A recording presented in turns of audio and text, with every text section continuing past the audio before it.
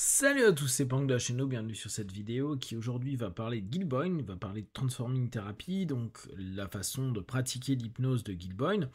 Et pour ceux qui ne remettent pas trop ce praticien, ça a été un des fers de lance de l'hypnose des années fin 70, 80, 90 et qui a vraiment mis en avant une hypnose très directe avec une façon de pratiquer qui pour certains était un peu abrupte, qui reprenait la façon de fonctionner qu'on peut retrouver en Gestalt de Fritz Perls, donc très dans la provoque, très directif, et ça a créé une façon de pratiquer l'hypnose qui peut plaire à certains, moi en l'occurrence, mais qui dérange beaucoup parce que ça semble trop violent entre guillemets. Son héritier, c'est John Butler, dont je vous ai déjà parlé, auquel je suis allé faire les cours sur Londres, qui a beaucoup transmis son travail par la HTI, et donc qui est son centre, son institut euh, au niveau du travail de Gilboyne, et son but c'est vraiment de partager euh, ce que a pu produire Gilboyne. En ce moment, je suis en train de revisualiser, revisionner pas mal de séances de praticiens que je trouve intéressants, que ce soit dans des thérapies comme l'hypnose, parce que c'est ce qui, moi, me parle le plus et que je préfère, mais également sur des Virginia Satir, sur des Carl Rogers, etc. etc. Parce que je pense qu'il y a toujours des choses à aller capter dans leur façon de pratiquer. On peut bien sûr le faire également avec aujourd'hui les praticiens actuels, mais je trouve qu'on trouve moins de sessions comme par le passé où ils s'enregistraient, où il y avait des cabinets ouverts qui étaient vraiment intéressants et qui étaient vraiment des cas bien spécifiques où je trouve qu'on pouvait vraiment aller chercher ou en tout cas observer les patterns des praticiens. Alors là, c'est un feedback sur une séance qui je trouve est intéressant puisque le contexte est particulier. Il y a Gilboyne qui donnait une formation et il y a une de ses élèves, April, qui, lors d'une précédente démonstration, a eu des tensions, une régression spontanée, une détresse, etc. Et il s'avère que les symptômes post-régression, donc post-séance, a été de l'anxiété, des cauchemars, une forme d'hypersensibilité et surtout, ça a évoqué chez elle des abus sexuels. Ça reste des cas qu'on peut avoir quand on donne des cours.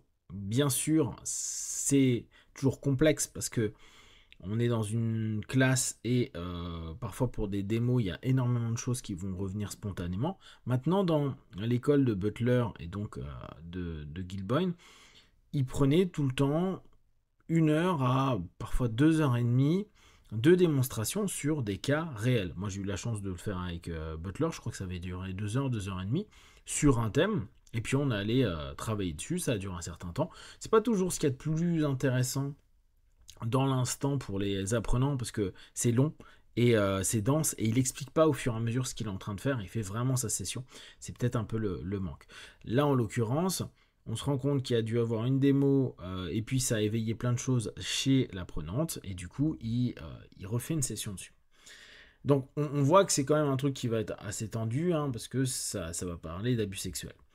Euh, la première façon et la première manière qu'il a de bosser, c'est vraiment de faire fermer les yeux très très basiquement. Donc il va énormément lui faire débriefer ce qu'elle est en train de ressentir dans la notion de présent. Et il va revenir dans un élément que vous pouvez également utiliser, ou qu'on peut tous utiliser hein, en hypnothérapie, puis dans les psychothérapies, c'est le rêve. On n'a pas besoin de rentrer dans des délires jungiens ou autres, hein. Vous pouvez juste aller sur le développement du fil du souvenir qu'il y a. Et après, la symbolique, vous n'avez pas besoin de les apprendre par cœur, vous le voyez avec la personne qui est là.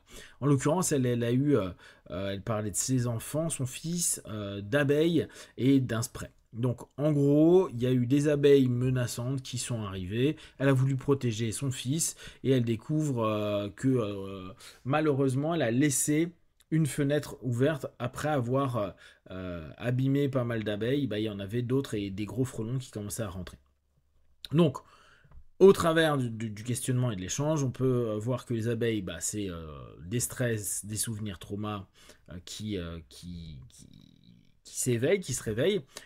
Elle a utilisé un spray à un moment donné, on pourrait dire que c'est son intention de défense. La pièce ouverte, on pourrait, et alors là je pense que c'est plus une projection qu'a eu Gilboyne, mais de se dire que bah, c'est une des failles du subconscient, et du coup le rêve peut être une façon d'exprimer et d'apaiser un trauma qui d'un coup qui avait été réprimé, qui a émergé pendant la session. À partir de là, Gil elle a commencé à se dire bon bah je vais aller vers une régression. Donc rappel de ce qui s'est passé, ce qui fait que la personne en gros est en transe légère. Il a induit pour aller sur une régression. Donc souvenez-vous, et Gilboyne est un de ceux qui a vraiment mis ça en avant. Moi, je l'avais appris posteriori avec Calbanian, mais c'était ce qu'il appelle ISE, donc Initial Sensitizing Event. Donc, il va tenter de remonter en régression là-dessus. Il va classiquement faire une régression, retour à l'enfance, à l'époque où il y a pu avoir un problème. Il le fait très rapidement, hein. Ça ressemble pas à ce que je vous ai proposé la dernière fois, il y a quelques mois, voire années maintenant, où il le faisait progressivement. Il y va parce que la personne est déjà émotionnellement impactée, donc il a fait un pont émotionnel pour arriver à ce moment-là. Et puis elle parle d'un Daddy Jules, donc qui était en fait un oncle par alliance. Donc situation ambiguë. Le Jules en question, il caresse. Dans un premier temps, c'est agréable. C'est des guilis, des papouilles, des trucs, etc. Puis au fur et à mesure, ça va dans les zones qu'elle-même va nommer sales.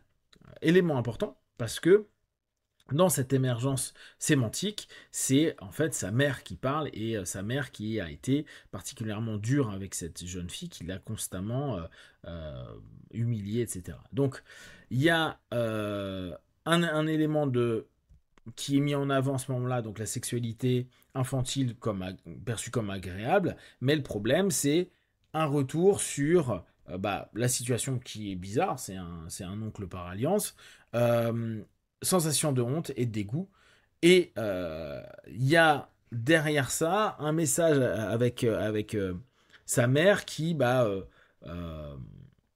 qui, qui en gros lui dit que ce qui s'est passé, parce qu'elle a dû en avoir plus ou moins écho, c'était de sa faute et en gros elle va se sentir sale et mauvaise. Donc à ce moment-là, on voit globalement ce qui s'est passé, on voit l'impact déjà de l'agression, et on voit l'impact de la systémie qui est problématique. Du coup, il y a à ce moment-là une tension psychique, et c'est là-dessus qu'on va bosser, et en transforming thérapie ou en thérapie des parties, on va commencer à aller vers la gestion du conflit interne. Ce qui fait que elle va décrire plus ou moins une espèce de rocher dur dans son ventre. On utilise la métaphore qui va être en général la peur, la culpabilité, tout ce qui n'était noté. Il y a des voix intérieures, notamment celle de sa mère, tu es sale, tu es une pute, tu mérites que ça, etc. etc. Donc on voit toute la complexité du rapport à la mère. Et donc, logique de base, on a régression, on part en thérapie des parties, et à partir de là, il y a le dialogue classique, la tête, en gros l'adulte, versus le rocher, la sensation dans le ventre, qui va être en gros la partie qui juge. Elle va au fur et à mesure pouvoir reprendre du pouvoir, justement, avec d'abord sa sexualité, en ramenant, Gilboyne, il ramène beaucoup à dire, mais en fait, se toucher, c'est pas un problème. Si tu te touches toi, les enfants ont le droit de le faire. Puis quand tu vas grandir, ta sexualité, tu la développes comme tu veux. Le hic, ça a été l'agression en tant que telle. Et justement, il l'a fait remonter dessus. Il était très associé au départ de sa régression. Il fait remonter dessus, et là, on voit que sa voix, elle change à nouveau. Puis, ça c'est très très Gilbonien. Il cherche à faire s'énerver à fond. En gros, une vraie catharsis émotionnelle où en général elle va dire fuck you, t'es que de la merde, mais en même temps t'as pas de pouvoir sur moi, etc. Tout ça il le pousse, il pousse vraiment et elle lâche.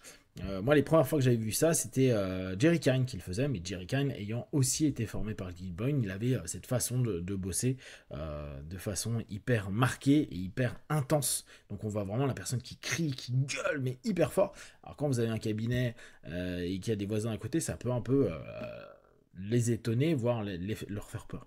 Donc c'est vraiment hyper brutal, mais elle permet de désidentifier, entre guillemets, le système qu'elle a introjecté.